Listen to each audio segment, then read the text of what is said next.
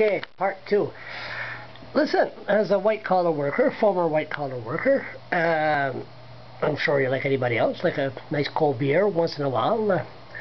Did you realize that there was so much of a drug problem? There was a huge drug problem in this area before you came along, and you tried to clean it, which you did. Did you know there was that much of a problem? Yeah. Did you? I did. And there had been news stories just before I took this role. There had been a very sad story about a woman. I'm not sure I'll have this story absolutely correct, but about a woman who had problems before. She was getting help and treatment, and in the end the drug dealers were hanging around this area, and as she was coming away from her treatment programs, which were in an adjacent building, she was being given free drugs of other types of drugs to keep her as a customer for the dealers. She then, not long after that, stole a car, had to go back to court, ended up back in jail again. And it was a pretty dramatic example of the difficulties that existed right within this area. Do you see a problem I've been fighting for years since I've been arrested with the New Brunswick legal aid? That it's a summary conviction, you don't have the right to a lawyer. The system is just forced them to plead guilty, and they'll be out of here in 5 minutes. Did you knew that problem existed? No, that was another learning. And I can remember my first conversation with one of our clients who I knew was going to court. I was talking to him and about what were the charges, and he told me he had 5 charges. And he was very honest.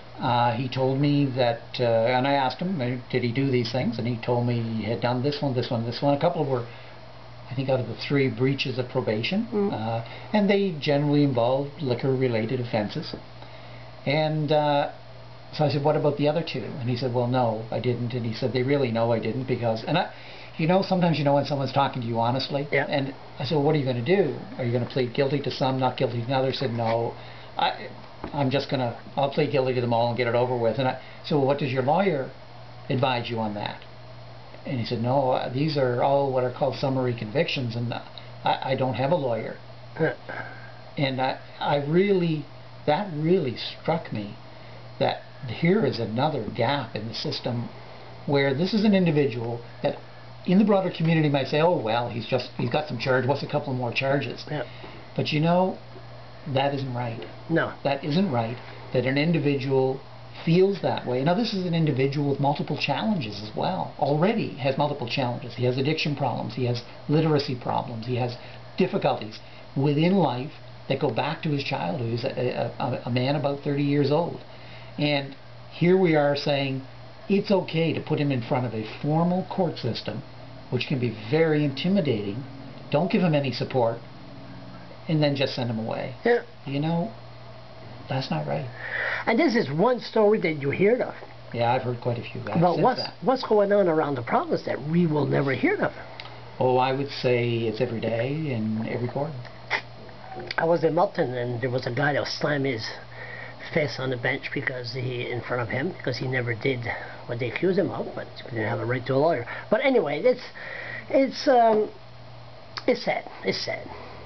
It is, and it's another one of those, when you take a look at the cutbacks in legal aid even, aside from that particular problem, legal aid is cut back, etc., those are the types of things that we need to keep working to make sure those supports don't fall away, and that those supports are available for those who need it. And to me, that's a mark of what's our society. What are we going to be as a society and as a community? Are we going to be a community that just wants to turn our back at times on those who struggle?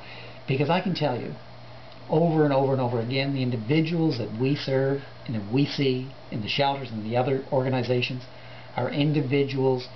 They are not bad people. Now, I will correct that a bit. There are some who are bad people. Oh, there's some rich people, there's some bad politicians, there's, there's bad people anywhere. So, there are some who, quite frankly, they need to be in jail. It's a very, very small number, and those that I would say that about are those who prey upon those who have all those other challenges. Those who have fetal alcohol syndrome are now adults who were never diagnosed. Those who have learning disabilities, those who are dyslexic, for example, never diagnosed, never treated, went to school till they were 16 and have about a grade 3 education and have not had that support And at certain points, I've seen individuals who get the supports as adults, those who we are able to reach, and their lives are revolutionized when the supports come together. You know, it's fantastic for the individual because that's the right thing to do, but it also makes good economic sense for the community to put those resources together, because that individual who then can step aside from that former life and has that support isn't using up the resources of the justice system, the medical system, which is very expensive, and we pour all that money into those supports, but not into the supports that will transform the lives of those individuals. How come the media don't jump on this? I mean, if a blonde wants to separate from her husband and say that legally they want to give me a lawyer, the media jumps all over that.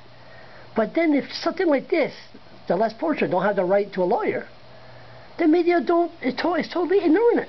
Yeah, you know, it's a complex issue in terms of how things are treated with the media as well, because the story is a story today and it's another story tomorrow. And if it's the same story, I can remember calling, I almost said the name of the media outlet, but I remember calling an outlet with a story about something, and the person who I knew said, well, is that any change from what that situation was? You know, we reported on that like 7-8 years ago. And for me, it was something I thought needed to be brought back to light again, needed to be in the media again. And I said, well, no. And he said, what's different about it? There's no new story here. And I said, well, the story is it hasn't been dealt with in about 8 years. Well, if there was a new angle to it, we might look at it. And that is really part of the challenge we face with the media, with dealing with the story, then moving on to the next one. And in a competitive environment and 24-hour news environment, it just keeps flipping over and over and over. And I don't have an answer for that, I can tell you. Thank God for bloggers. Well, bloggers and columnists. I was just going to ask you now. Are you going to keep your column? I fought hard to have you to. And listen, that's why I wrote such a nice column about you that one time. Yeah, that's right. It all comes around. But all joking aside, absolutely, it is a column I write about poverty issues. I'm going to continue to do that. And one of the things I've been able to do, as have you, is I keep bringing some of the same subjects up, back over. I try and find a different angle. I try and find different examples to use. And it is a tool. It's a small tool. It's a limited tool.